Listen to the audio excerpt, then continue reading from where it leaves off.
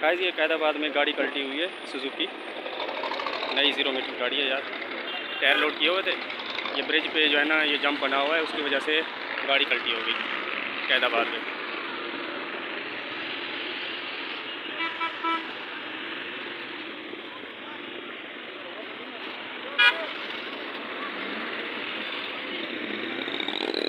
یہ روڈ پہ جمپ ہیں، کھڈے ہیں، اس کی وجہ سے گاڑی پلٹی ہو گئی سوزوکی پک اپ۔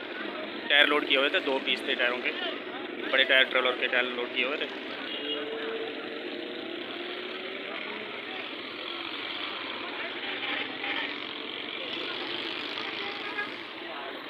ڈرائیور آپ کو چوٹ تو نہیں لگی؟ چوٹ تو نہیں لگی؟ دکھا رہے ہیں